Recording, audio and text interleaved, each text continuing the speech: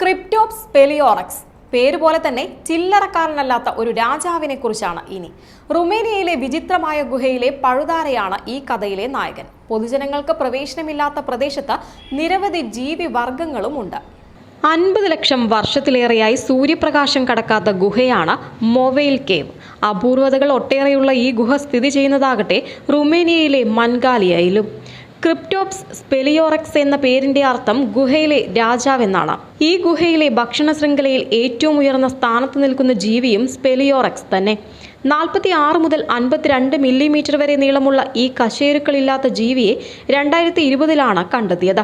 മഞ്ഞ നിറമുള്ള ഈ ജീവി പൊതുവെ കീടങ്ങൾ, ചിലന്തികൾ, മറ്റു ചെറിയ പഴുതാരകൾ എന്നിവയാണ് ഭക്ഷിക്കുന്നത്.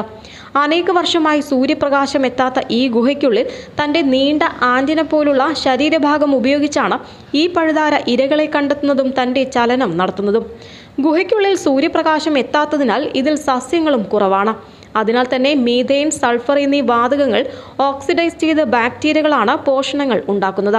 കീമോസിന്തസിസ് എന്നീ പ്രക്രിയ അറിയപ്പെടുന്നു. മറ്റുള്ള ജീവികൾ ഈ പോഷണങ്ങൾ ഭക്ഷിക്കുന്നു. ഈ കീടങ്ങളെ ഭക്ഷിക്കുന്നതിലൂടെ ക്രിപ്റ്റോപ്സിലേക്കും ഈ പോഷണങ്ങൾ എത്തും. ഈ ഗുഹയിൽ മാത്രമാണ് ഈ പഴുതാര കാണപ്പെടുന്നത്. പുറത്തൊരിടത്തും ഇതിനെ ഇതുവരെ കണ്ടിട്ടില്ല.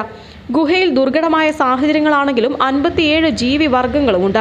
ഇതിൽ 37 എണ്ണം ഈ ഗുഹയിൽ മാത്രം കാണപ്പെടുന്നതാണ്. 55 ലക്ഷം വർഷങ്ങളായി ഈ ഗുഹയിൽ ജീവികൾ ഉണ്ടെന്നാണ് കരുതപ്പെടുന്നത്. പൊതുജനങ്ങൾക്ക് ഈ ഗുഹയിലേക്കുള്ള പ്രവേശനം നിഷേധിച്ചിട്ടുണ്ട്. ന്യൂസ് ഡെസ്ക്, സെഡ്കോ ന്യൂസ്.